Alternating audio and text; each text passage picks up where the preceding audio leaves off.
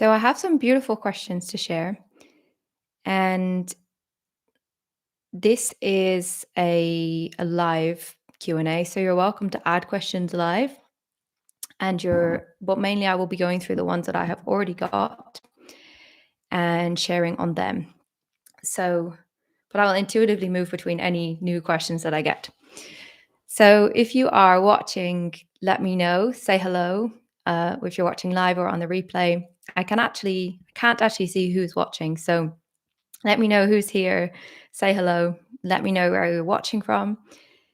And yeah, would love to know. So I have 5 questions to explore, and we'll go through any other questions that come up live. And these 5 questions are beautiful. Oh, hey Karen. These 5 questions are beautiful because they really bring in the full spectrum of what I like to call the soul's hero's journey. And they touch on different parts of the journey. So I'm actually going to answer the questions in order of where they come on the journey. And I'm going to give a bit of a broad overview connected to each question. So the first question I really want to go into is this one. Hi, I've been trying to figure out what the purpose of existence is. It is perhaps a basic thing, but I've not been convinced by any of the answers I've come up with or heard. What if the point of being something, like source experiencing itself, then forgetting it, or existing in 3D and knowing there is a 5D, or being a wave in the creation destruction cycle? What are your thoughts on this? Hey, Kimberly. Let me know who else is watching here. And I'm sorry that the scheduled stream didn't work out. I did test it multiple times. I don't know. I have to crack this YouTube code a bit more. But yeah, let me know who else is watching, and feel free to intuitively add extra questions, particularly as I'm sharing, and perhaps is connected to what I'm sharing as well. So, this first question, the point of existence. The point of existence is a great contemplation that we get at certain moments. And I have actually seen that this is a contemplation that comes up at the point of an existential crisis of sorts. Now, doesn't always have to be as dramatic as a huge existential crisis, but a crisis that recognizes that existence in the way that it was, as who you were before, that existence has now become sort of invalidated by a new growth that is coming through. And now you're starting to ask yourself, well, what is the point of existence? And this questioner has mentioned that they haven't felt satisfied with any of the answers they have looked for elsewhere. And there's a very good reason for this. The reason for this really is this, in my opinion anyway, is that what you are actually seeking here is not going to be found in external information. What you're actually seeking is the internal direct experience of your true nature, and to experientially feel the point of your existence, to feel and to know on that feeling level. And you won't get that in information. Information can point you there, but until we turn the search inside ourselves, that's when we start to really connect to the answers on the internal recognition that wants to drive our course. So it depends where you're at on your journey. But with this kind of question, when you are not really sure what the point is of your existence anymore, or even the existence overall, usually this is an invitation towards a new type of alignment. And you are being invited to listen on a deeper level to see what is inside of you so that you can make some external shifts to bring you into this new alignment. So there's either two energetic places that you can connect to and explore here. One of them is feeling on a heart level. What is your heart asking from you? Usually, bigger life changes, change in directions, change in focuses, start with a stirring in the heart. The heart is saying that we want something new. And the heart is starting to tell you that there is something else opening up for you. So connecting to the heart and asking your heart what it is that is calling you, what it is that it wants you to know, and where it is that you need to place your attention is usually what's going to begin to open up this information that you are seeking. This can be a little bit uncomfortable to really ask your heart the truth that it knows, because we have a type of resistance to the real hardcore truths that our heart holds. And sometimes it's painful to really feel and to know the truth of our heart and the change that we may need to make. So, checking with your heart if there is a new purpose or a new point to your existence that it is asking you to connect to. And then the other one here is that perhaps it's actually just a direct experience of your nature that you're longing for to meet what you are non physically. And this is a very simple pointer that I will give you, which is to practice for a while longer silent meditation sits where you ask yourself the simple inquiry of, how do I know that I exist? And then you observe the sensation that comes up there and see what you start to experientially know about yourself. Usually, from this, a new recognition starts to open up. And I feel that if you let this inquiry be an internal inquiry, that's where you're going to actually connect to the real juice and the real pathway that is really calling you. Because I can go down the route of exploring what I feel the point of existence is, but I do believe that if you're not finding that answer in other materials or in other ways, then it is most likely an internal pull. And you need to follow that rabbit hole inside of yourself and see where it really wants to take you. Personally, I feel that the one of the points is to awaken to your true nature. And then on another level, it is to awaken to your calling and to express that calling. And the expression of your calling really is the channeling of the life force of your soul, of your true nature, of your essence. And that channeling of that energy to give shape and to give form to your life is such a profound point that I feel. Now, back to the what I was saying about how this question often comes up at the point of an existential crisis. And an existential crisis usually can be synonymous with awakening. But this is something that doesn't necessarily happen once. It can happen multiple times in your life, that you go through such an expansion that you now need to shed the layer of who you were previously. And the existence that you were living, the expression of self, is just so small now for who you are becoming that it needs to be shed. Awakening and the embodiment of who you are, this hero's journey of the soul, isn't a linear sequential path. It isn't just one step, two step, three step, four step, then you're there. It is a cyclical path that moves you into a different version, a different vibrational reality of yourself. And then there will become a point where it's time to shed that and to step into the next threshold, the next rendition, the next vibrational reality of your soul and your expression. So there will be a number of existential crises, if you will. And usually this is the moment of recognition that the old way has become invalidated by the new growth, and it is time to hear what that call is and here to express that new point. I do believe that it's not always about finding what the point is of existence, but experiencing it, channeling it, living in relationship with it. Because it isn't necessarily that we are here to seek a destination.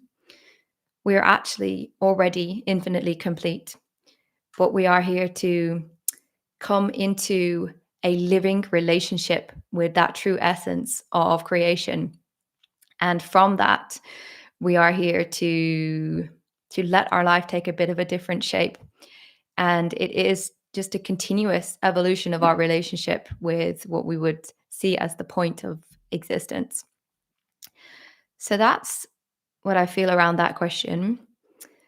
Um, just a little bit of a side note, in the simplest way of putting this, I feel that We're here to know what we are, know the essence of what we are, and then move into expression of it. The law of one says to know yourself, accept yourself, and then become the creator. So it's the recognition that we are all that same consciousness. We are all that same infinite being. And we are here to know ourselves through the mirror of the other. And we are here to know what our energy is made of through the reflection in the physical reality. So, okay. I want to go to this next question here, which is about how to not identify with mind patterns, as this is one of the bigger next things that happens for you on the journey, is that there is a disidentification with who you were, which is usually a sense of self that was in the mind. And there is a new identification that starts to happen with a different expression of you. So, this how to not identify with mind patterns, because at the moment I get identified with them and I get so captivated in it, and there's no way I can create a distance. I get emotionally charged uncontrollably at that moment. Is there anything that I can convince my soul what is really what I if there's anything that I can convince my soul what really is not, I would like to know. Okay, I get it. Beautiful. So the more we come into identification with our true nature, with what we are as an infinite being, into the direct experience of our essence, the less the mental patterns can have a hold over us. It is that there is just an overall migration in where we are identified with that needs to happen. And there is the day to day shift in identification that needs to happen. So let me just talk about this from the overall perspective. What I shared in it just there before this about the contemplation of how do I know that I exist and connecting in with your heart. This starts to open up an experiential recognition of your true nature. You start to get to know yourself beyond the mind, and you start to recognize that you are this formless existence, and you start to come into contact with that formlessness that you are, and you really create this new type of identification with yourself as an infinite being and as the soul. So this is part of the process of being less identified with the mind, is creating that new relationship with your true essence and going beyond the realm of information, going beyond the realm of just the external stuff. Even spiritual content is external stuff. And at a certain point, you have to take yourself deeper by going directly to your own true nature and going beyond the mind and starting to know yourself there. So, this will greatly help the identification with your mind, because this identification with your true nature creates a new brightness, and that brightness eventually outshines the patterns and the happenings of the mind. And they no longer have such a hold when this brightness of your true nature is allowed to become so significant and so expansive inside of you. Now, on a practical level, let's talk about it. So that's the overall migration in where you are identified with. But what about the moments where you are completely deep in a shitstorm of identifying with your mental patterns? Well, I can just say that by the fact that you already had that question for me means that you are in some way in recognition that you have a habit of identifying heavily with your mental patterns. The more you can recognize this, even if it's just in hindsight, the more quickly you will be able to recognize it in the moment that it's happening, and you start to close that gap. Now, in the moment that it's happening, if you can recognize that you are being caught in the play, what you can begin to do is ask yourself what it is that I believe underneath this mental pattern. This is the same with all negative, difficult thoughts. The work actually lies beneath them in the belief structure that they grow from. We're not here to work with ourselves on the level of the thought. The thought isn't actually significant. What is actually significant is the belief that we have underneath it that generates the thought. So when we can make these deeper set beliefs illuminated and clear to us, we can start letting go of them.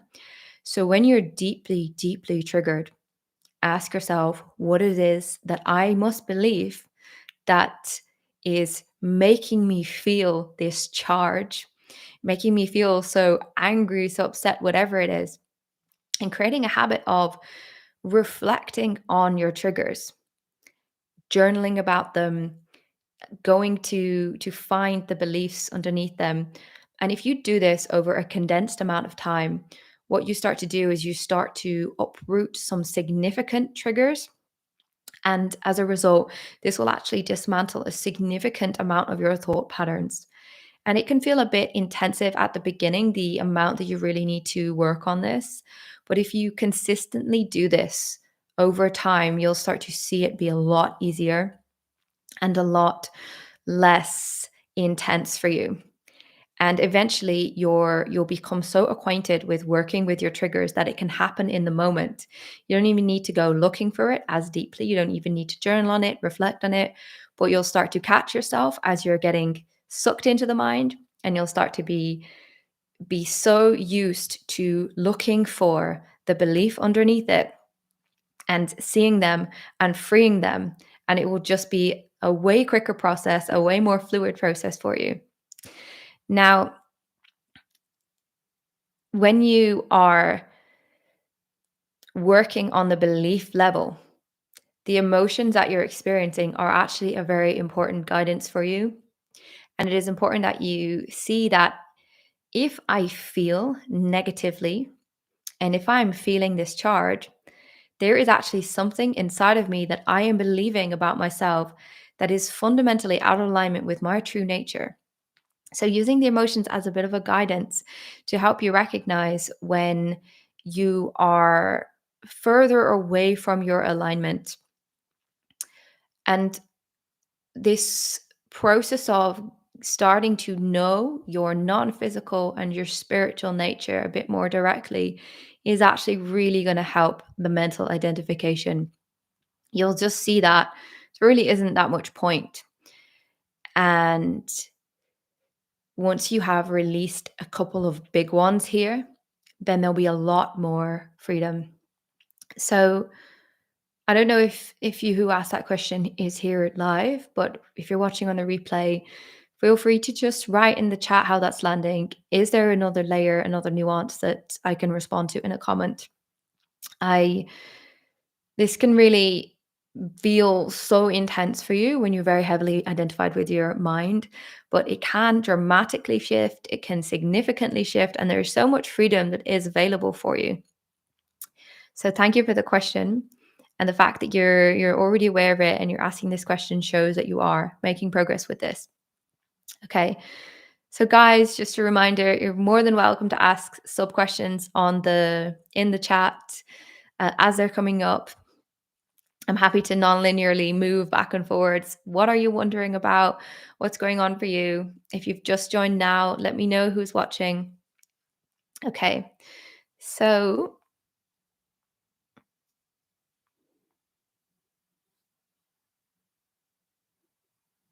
I'd like to go to this next question about will. So just a little bit of a recap. We've gone through what's happening when you are having a crisis in your existence and you're having a consideration of what the point is now. You're getting the call to a new calling and to a new expression. And there is something that is guiding you to know something. And it's asking you to embody and express more of what you are. And then once you really are doing that, you are creating this deeper freedom from being identified with the limited identity and with the mind, and you start to become more identified with your infinite aspect. And then from there, usually you are going through this space where you want to create the vision, the inspiration, the download that you have inside of yourself, and you want to share it with the world. So these next three questions are really connected to this. Actually, I want to go into this one on boundaries first. So, the last two questions I have are very connected to creating and expressing yourself and living your calling. But this one on boundaries is more of the middle question here. So, Kimberly's question, I would love to hear more around the concept of boundaries. It feels all I see on the same, uh, all I see on this is the same, and there is a sense that there is a deeper side to this.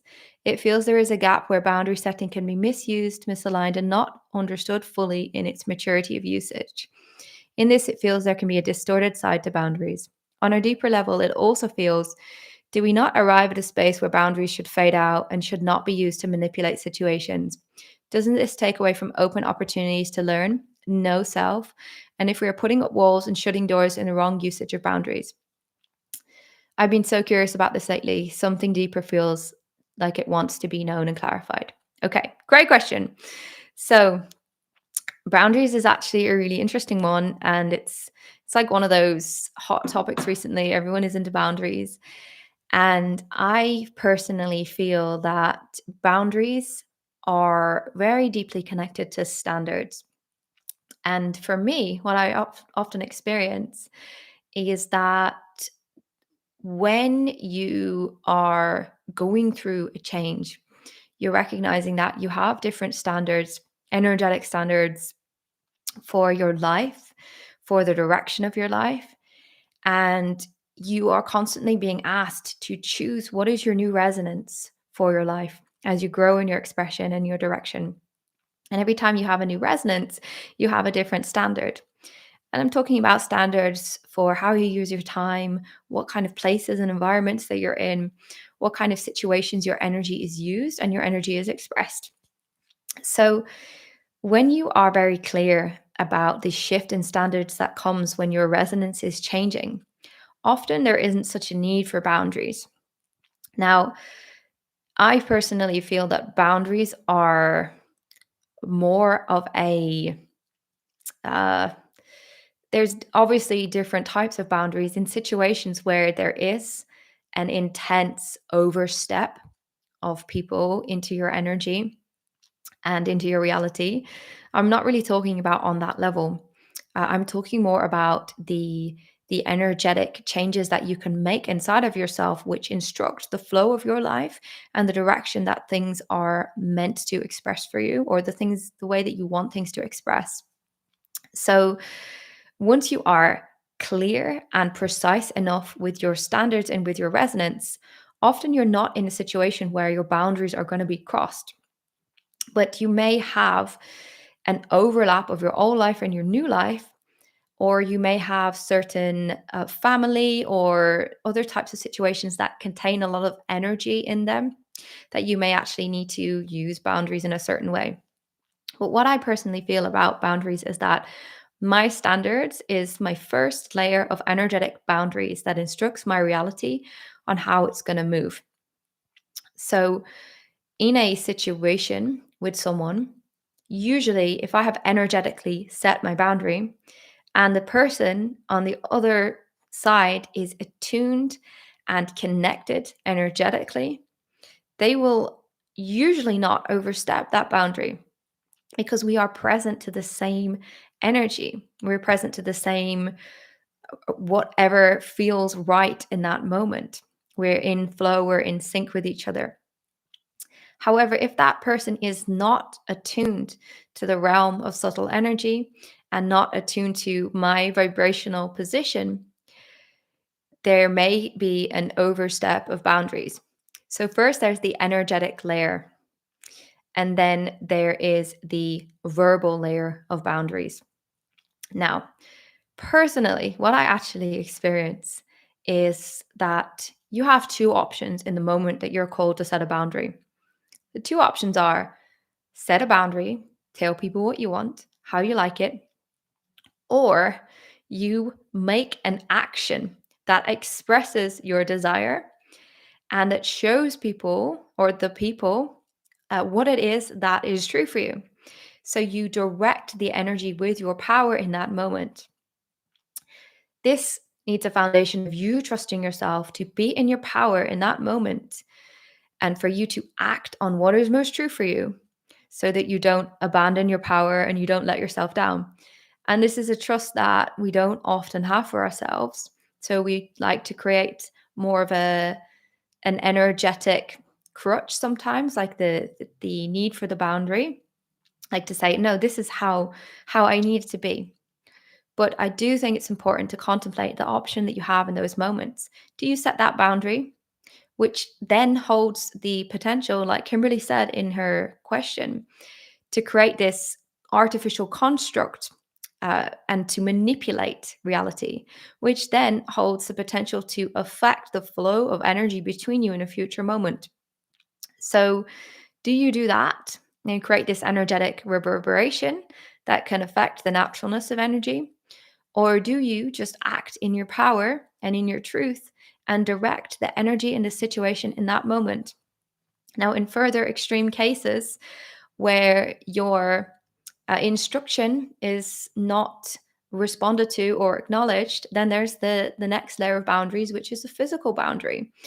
So you may need to physically tell people to leave your space or whatever it is. So what I'm really sharing on here is not necessarily applicable for more extreme situations, as more extreme situations call for more extreme measures. But there's those three layers: the energetic layer, the verbal layer, or the action layer, or then the physical layer as well.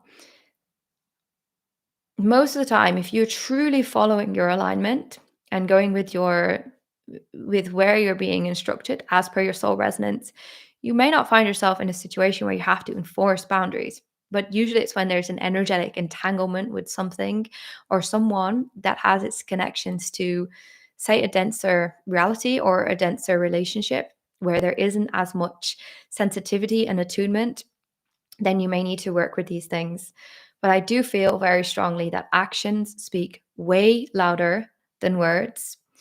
And when we completely trust ourselves in our power, we feel less inclined to want to set boundaries or to need to assert what it is that is good for us. We just act on it and we just do it in that moment. And again, if it's more of an extreme situation, you may need to be a bit more firm and assertive. But personally, what I find is that whenever I feel a boundary is potentially being breached, I usually just act according to my preference. And then I see how actually I have subtly been moving away from my truest resonance. And that actually created this situation where there was a little bit of a potential boundary breach.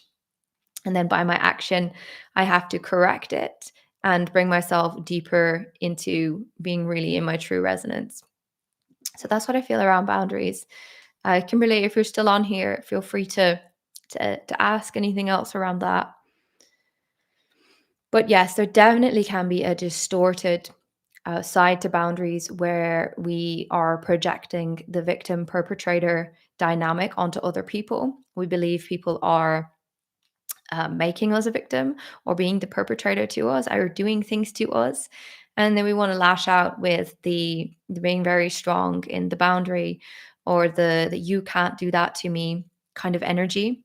And maybe that is the case in some ways, but sometimes it can be that projection of that, that fear that someone's going to harm you or do something to you.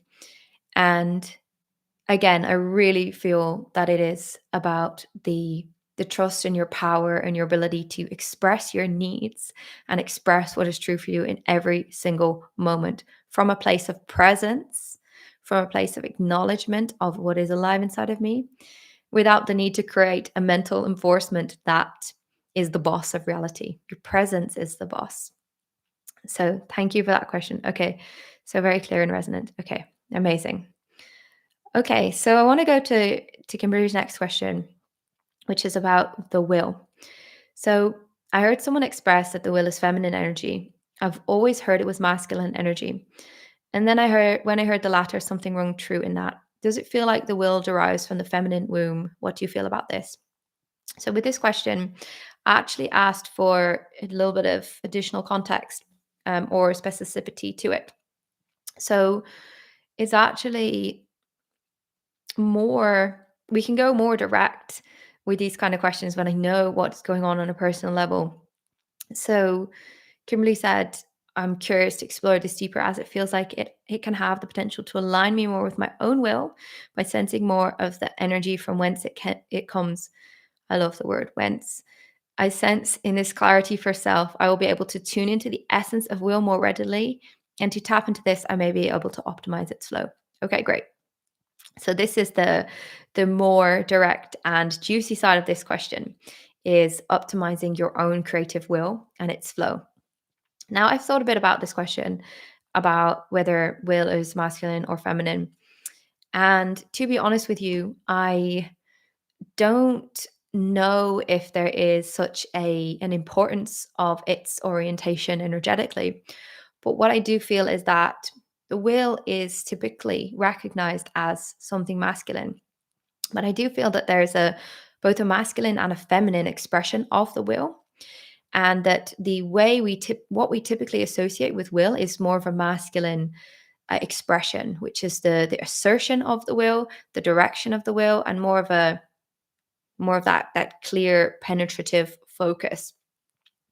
Whereas on the feminine side, I do actually feel that there is a type of will that can be expressed in the with the feminine polarity, which is more of a receptive will.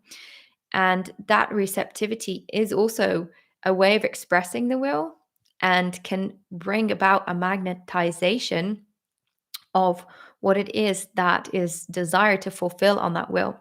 So I actually believe that instead of there being will being one or the other polarity, I actually believe that the both the masculine and the feminine polarity, the yin and the yang, are in expression as the will seeks to fulfill itself. As it is with everything, there is this dance between the polarities. So there is an assertion of the will, like the masculine vibration of it, but then there is the feminine receptivity of it. So the magnetization of what is needed to fulfill on that will. So I believe that with your will, it is playing itself out in this type of way. And there's loads of different potential angles I could go at with this about aligning deeper to your own will.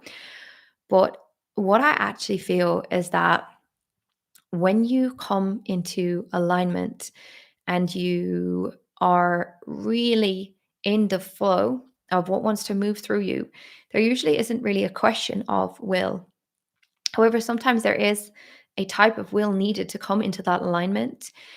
And sometimes it is important to just intentionally choose to vibrate certain desires and certain wills. And it's something that you channel in a certain way. So it's good to ask yourself, what do I want? What do I want to experience? Usually, what we want to experience is the creative flow, the creative momentum, but we're not experiencing it yet. So, what you can do is check in with yourself to see, how committed am I to what it is that I want to create? And can I make a bit of a deeper commitment there, which energetically communicates to my reality that I am willing and I am ready to create this thing and to share? So that's almost like a foundational piece. But you can just in very subtle ways be in this energetic communication that says, I want to create. I want to express. I want to share what it is that I want to share. And even if you don't know what it is, just vibrate the very simple intentions, which are, I want to optimize my will. And that is being in the masculine polarity, stating it, being penetrative in your way of focusing your energy. But then from a space of receptivity, you will magnetize the inspiration and the way to fulfill on that request that you have put out. It is actually a two-way street, the receiving of guidance. You receive guidance, but you can also request guidance and then receive it from that request. So when you ask for what you want, when you tell your reality, when you tell the universe what it is that you wish to line up with, then what you're actually doing is you are opening up the network for you to receive greater guidance and greater communication. So that usually starts to begin the creative momentum, that type of commitment and that type of communication, and the very subtle setting of intentions, as you cannot really align with something that is a profound soul calling from a place of personal will. Usually the personal will is a little bit has a bit of a limited view. It's not able to recognize the fuller scope of what you're trying to fulfill on a soul level. Now, this is a point that I really want to share about when you're not feeling aligned with the aliveness of your your creative flow. Often, and Kimberly, I'm actually going to go into this more in depth with us in depth and space. Kimberly's in one of my groups, but I'll just briefly touch on it. Often we're actually aligned to a smaller vision of what it is that we are here for. And we believe that it is this expression that we're meant to step into. We believe that it's this thing, but actually your energy is not able to get on board with it. And usually what it is we focus our view into a little bit too much of a contracted vision. And when we open our view into something that allows the greater scope and the greater energy of the vision that we're actually here to fulfill on, the will, the momentum, and the flow opens up. It's just a case that we're often have our sights set on something too small for the enormity of what our soul is here to express. So sometimes it is actually a case of looking beyond what it is that you believe that you're meant to be creating now and starting to download and connect and to feel the bigger picture of what it could be for us or for you. It's very, very common that we are basically aiming a little bit too small and the soul's not excited, the will's not aligned with it, and it won't activate. And no matter how much personal will you apply, it won't come on board. Now, if it is truly aligned, there can be patterns and trauma and denser energy that comes up inside of you to be alchemized. And this is connected to the next question. And sometimes that vibration of the will is very helpful to push through these denser things. So it's a case by case thing you need to tune into and you need to feel. So Kimberly's asked a follow-up question. Would we say our inner devotion is intimately connected to this will? It doesn't necessarily have to be, but it can be. I do think that we can be devoted for the sake of being in that inner devotion without it needing to express in a certain will. But I do think that they are intimately connected more on that subtle energetic level, that the what we are internally devoted to is in alignment with our will. It is the direction that our will wants to express. So there definitely is that intertwining there. But just because we are in that complete devotion internally doesn't necessarily mean that the will is going to move and come forward abundantly.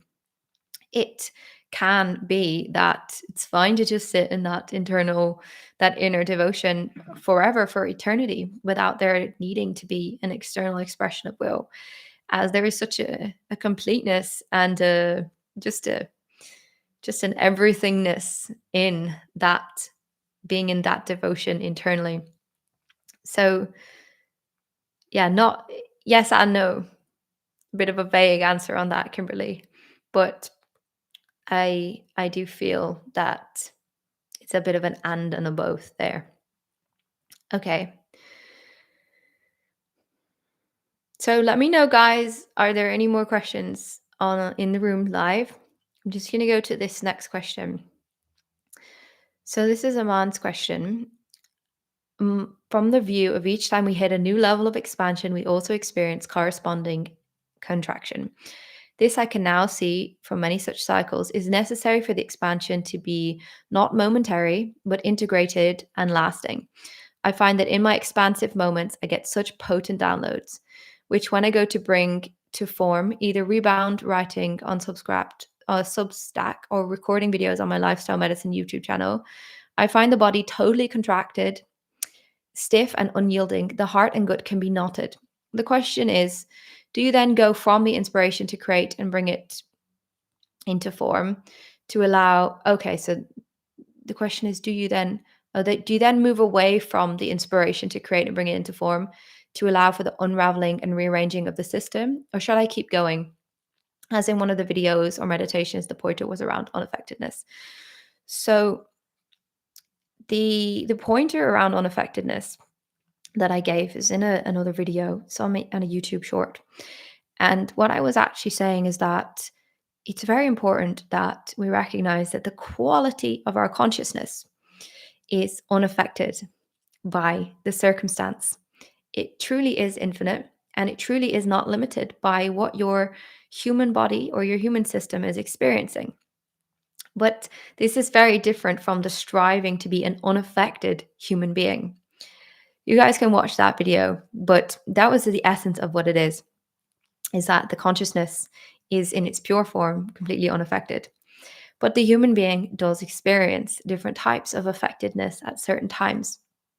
So in this situation, the questioner is experiencing a type of affectedness as she wants to bring her inspirations into manifestation. So this question is actually a bit similar to the how not to be identified with the mental patterns question, as in that there is a macrocosm shift that you need to go through, as well as a microcosmic shift that you go through. As you step into expressing your calling, your inspiration, your vision, this calls for a massive shift in identity, a whole foundational overhaul of of who and what you know yourself to be. So there is a foundational shift in identity that you have to navigate. And as you navigate that, manifesting your inspiration and sharing your message and your vision becomes easier as you have anchored more deeply in the beingness and the vibration of that version of yourself that has the identity of the person that does that. So if you're finding it really hard to work on your inspiration and your expression, chances are you can do there's a deeper type of identity work that needs to happen around that, where you really start to connect a bit more to the vision of who you are now becoming as a person that fulfills on these things, who you are as a human being that experiences and shares these visions, your inspirations, what it is. So that can really, really help if you start to connect to an expanded vision of your personal identity and you start to create a new association and a new identification with a greater sense of identity. This is not always necessary. However, we have to have a bit of grace for our human being as we've lived however many years in a limited or conditioned sense of identity. And now it's the time to express our soul calling and to experience an expanded form of our identity. There's a bit of integration time that we need to go through to really embody that vision. When we receive a massive vision, it's not necessarily going to be integrated in a year. It's probably going to be a multi-year process. There's no probably about it. It will be a multi-year process. And I do think that this is something that is really important to acknowledge, that stepping onto your soul's path and sharing your calling and living a new vision for yourself is a second life. It's a whole other expression of your life, and it can take multiple years to come into full fruition, as the vibrational shift that you have to go through is so big. Now, this isn't to say that you cannot experience massive upgrades, massive accelerations. It can be very, very quick. There can be huge momentum, but just on an overall level, to fully express that vision, it can take time. And the ego that expects it not to take time needs to really become humbled to the recognition that this is a craft that I am dedicating myself to. And it is about my overall lifetime mastery and direction.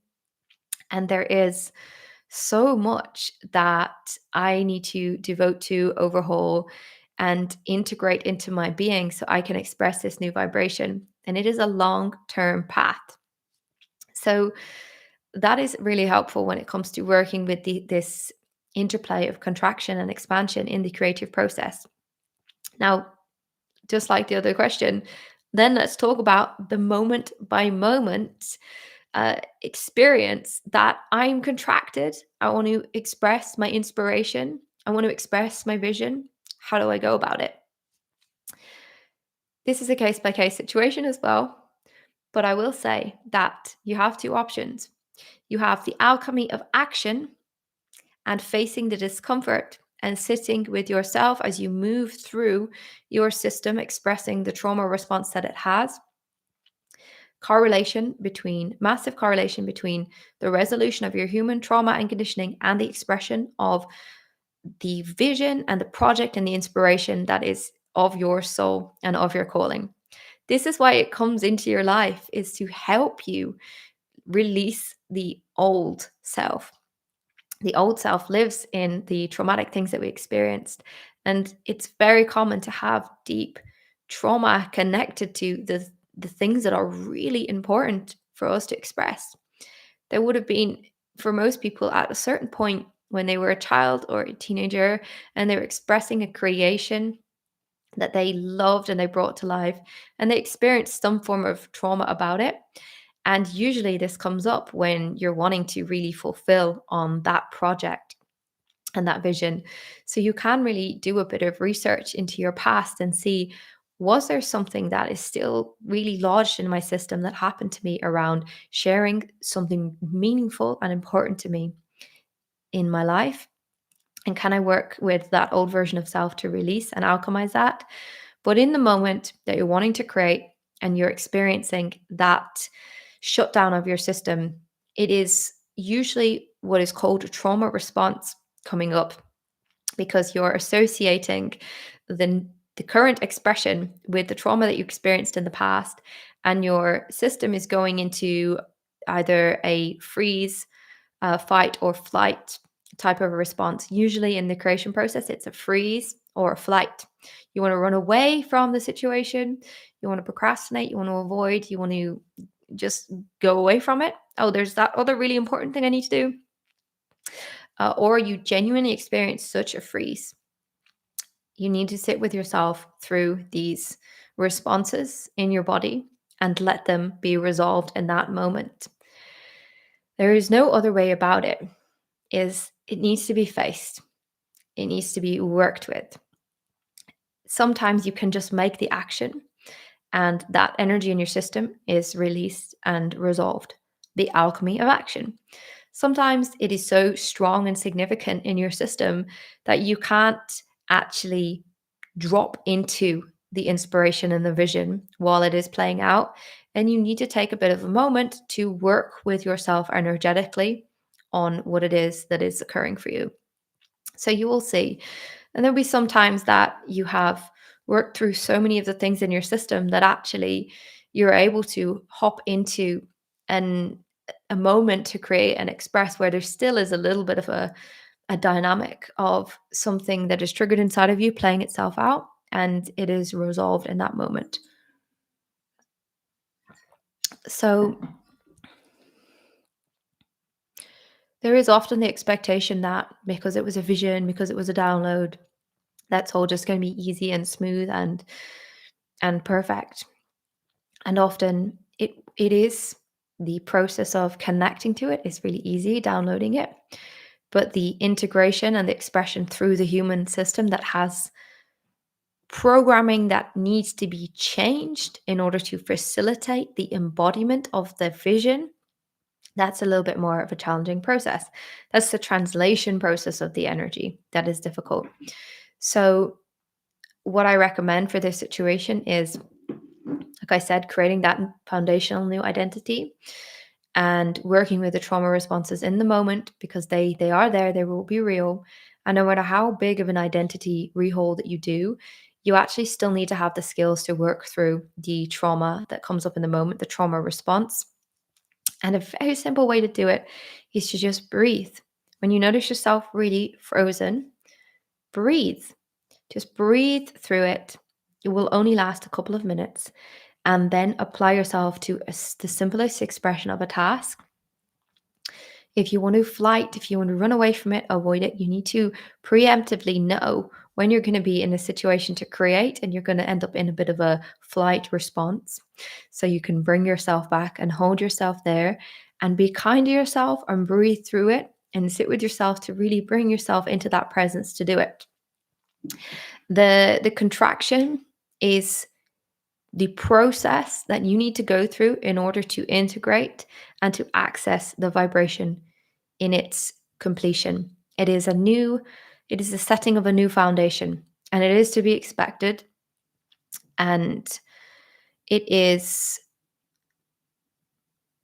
part of the process of your vehicle coming into complete resonance with the new vibration. You guys on live, does anyone have any question about that? Even if you're on the replay as well, feel free to ask a question. And if I can get to it, I totally will.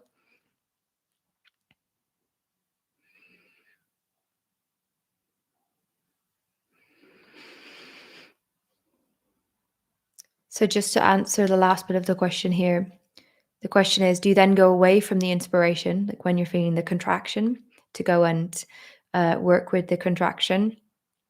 Or do I just keep going, pushing through, as one of your pointers was around unaffectedness? So, case by case scenario, see if it's going to be resolved with the alchemy of action, or see if you need to breathe through the trauma response. But just be really careful that you don't fall into this mental trap that says, okay, today I'm going to work on the trauma that I have around creating. And then tomorrow I'll do the inspiration and the vision and the sharing. Because ultimately, often the true energy of your vision, your creation is alive in a certain moment. And the more you share the aliveness and the potency of the messages in the moment as they come, the more you actually start to recognize that there is an aliveness that it has. And sometimes if you delay it too many days or too long, you lose the aliveness and then you're actually creating it from a mental place. So I do recommend that when you feel a potent download or a message or a sharing that you want to bring to the world, don't delay on it too much. Don't believe the mind's tricks that say that, okay, I need to go and do this first and then that, and then we'll come into expressing it. Try to keep that window as close as possible. And the unaffectedness that I was mentioning was also connected to my own example of when I wanted to make a video and I felt a heaviness in my body. And I said, oh, I don't know if I can do this. My body feels heavy. And immediately there was a voice in my consciousness that said, doesn't make a difference to us, meaning to the consciousness in me, it doesn't matter if the body is heavy. So sometimes the true unaffectedness of your consciousness is readily available to you. But to be honest with you, my situation, I do not necessarily believe applies for many people unless you have consciously been developing your channel and your way of sharing and expressing for multiple years. For me, it has been about 7 years that I have been consciously opening and working with my ability to share and to channel and to express. And so for me, it's a very brief process if there is a contraction and I am able to experience a lot of unaffectedness in my consciousness, even if there is something going on in my physical body. I'm able to hold that duality. But in the beginning, we're not always able to hold that duality. And the more you go on this path, the more you're able to trust the stream of your consciousness and its complete integrity and unaffectedness, no matter what, the easier it will be to still be in the channel and still be in the expression. But you shouldn't expect that unaffectedness to be naturally available to you early on, as it is something to cultivate, to be able to hold that duality and to not get really affected by what is going on. So you may need to work on supporting your vehicle to stream the information. And that is not that there's anything wrong with it, it's just a process of expanding your capacity and your ability to share. As I'm sure the information and the message that you're sharing is potent and very resonating with your true nature. And also, uh, we have got to get used to sharing messages of our true nature. How many years of our lives have we mainly used our voice and our expression to express a vibration that is not necessarily the highest message of truth. It's more day to day conversation, banter, exchanges, whatever it is. It isn't always as potent of a vibration as the vibration that is there in your vision and in your inspiration. So, that is a great question. Okay, guys, does anyone else on the call or, yeah, here live actually have another question? I'd love to go into another one if there's another one in the room. If not, we will call it a day. Let me know who else is watching. I know we've got Kimberly and Karen here. And it's T Tennyson. I don't speak Spanish.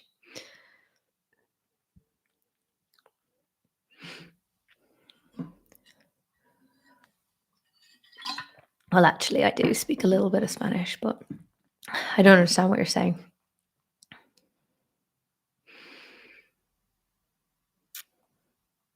Well, actually, I do get the gist. Okay. I'll just spend another moment to see if there are any more questions that come up.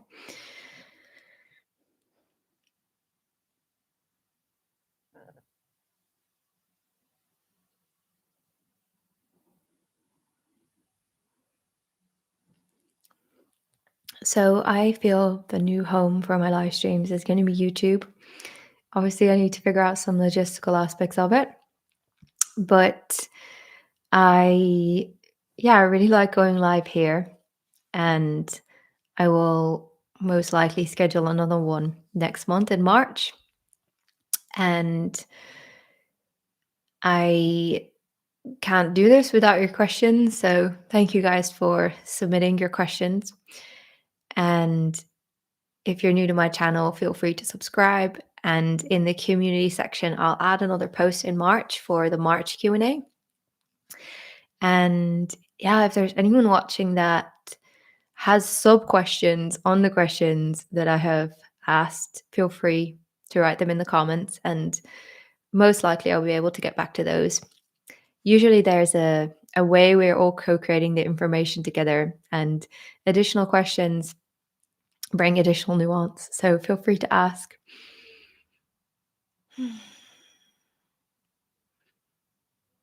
Okay, guys, I don't feel there's any other questions in the room. So thank you guys for joining live. Let me know who's watching on the replay as well. And I'm sending you all so much love. It's going to take me a minute to find how to end the stream. Oh, there we are. Okay, guys, sending you all so much love. Bye.